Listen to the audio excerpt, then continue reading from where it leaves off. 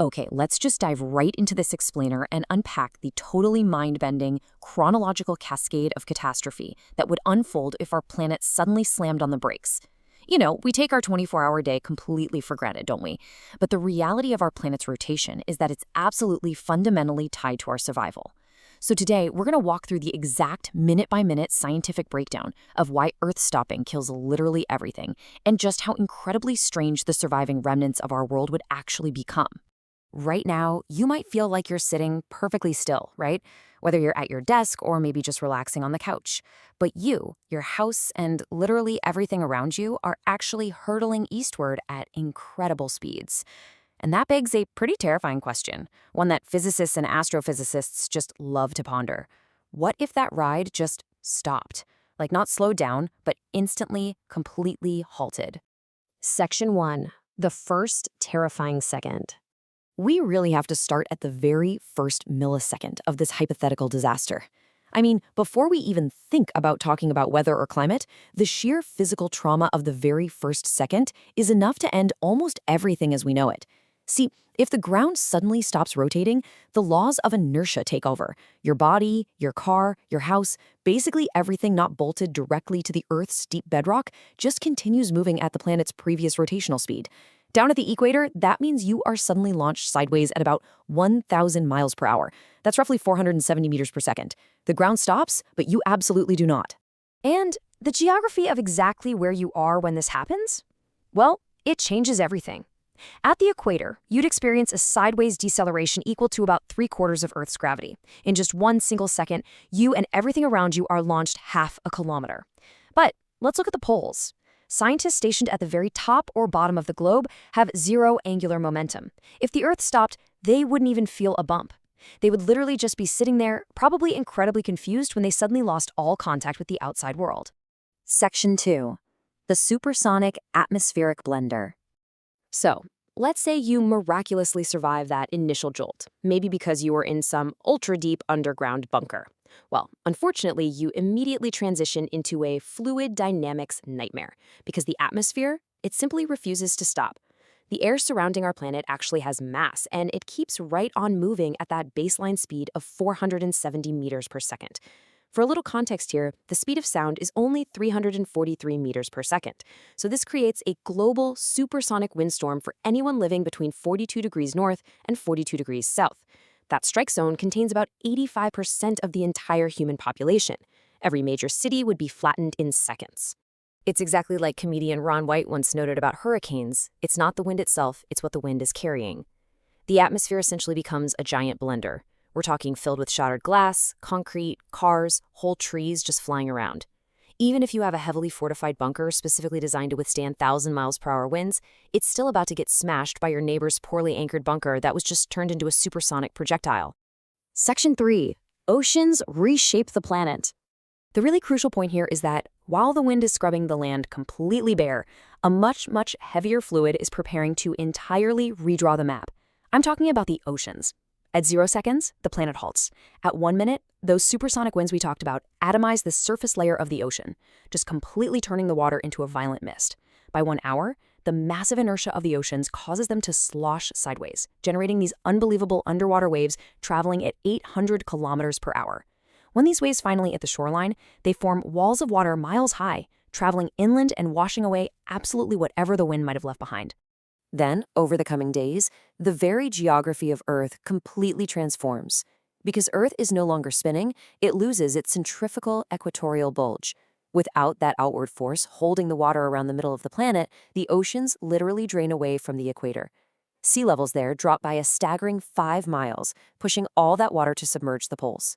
What we're left with is a massive, barren supercontinent circling the middle of the globe, flanked by 2 entirely new, giant polar oceans. And right alongside this massive geographic shift is a total human systems collapse. Let's say by some sheer impossibility, you survived the winds and the waves, the domino effect is still utterly ruthless. First, the global power grid fails. Without power, water treatment and pumping completely stop. Any hospitals relying on backup generators run out of diesel in a matter of hours. And of course, there are no roads left to deliver more. Finally, the supply chains for vital daily medicines, things like insulin or blood pressure medication, totally collapse. Survival instantly goes from a matter of avoiding flying debris to a brutal, primitive struggle for basic necessities. Section 4. 1 year, 1 day. If by some absolute miracle small pockets of humanity manage to cling to life, they now face a radical new thermodynamic reality regarding time and temperature. See, the Earth would still orbit the Sun, but its rotation on its axis would be completely stalled relative to its previous speed. This essentially means one single day, as in a full cycle of light and dark, would take a whole year, or 8,760 hours to complete. Now, every single biological entity on Earth is fine-tuned to a 24-hour circadian rhythm, so this new, agonizingly slow rotation would throw the biology of every living creature left into absolute chaos. Just think about what an 8,760-hour day means on the surface. 6 continuous months of punishing sunlight, followed by 6 continuous months of total darkness.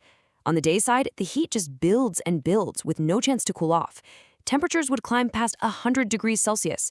That is literally hot enough to boil the oceans, triggering a runaway greenhouse effect just like the one we see on Venus. Meanwhile, on the night side, you freeze in total darkness.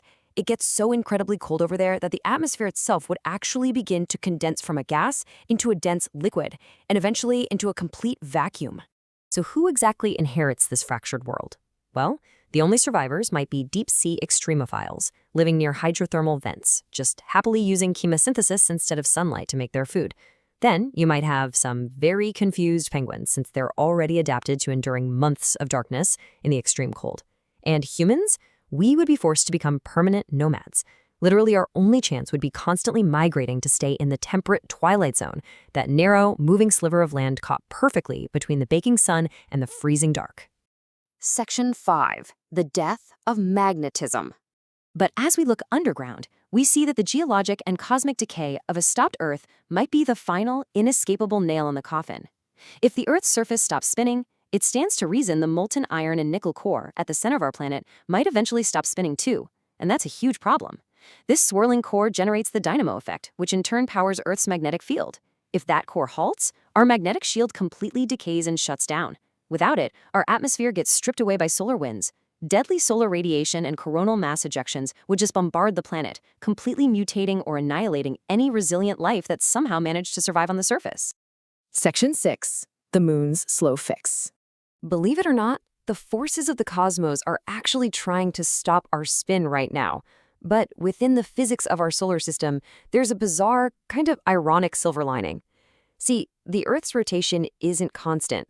Because of the tidal pull of the moon's gravity dragging on our oceans, Earth's rotation is actively slowing down by about 1.4 milliseconds every single century. Fun fact, hundreds of millions of years ago, an Earth day was barely 22 hours long. So we are already very gradually applying the brakes. And here is the really dark astrophysical humor of this whole scenario. If the Earth did somehow completely stop, it wouldn't actually stay stopped forever. The moon, our faithful little companion, would keep orbiting us. Its gravity would grab onto the Earth's mass and eventually act to partly undo the damage, very gradually dragging our dead, shattered planet back into a spin over the course of billions of years. But before you spend too much time worrying about the Earth naturally stopping and the moon eventually restarting it, ask yourself this final question. In about 5 billion years, our sun will run out of hydrogen fuel and expand into a massive red giant.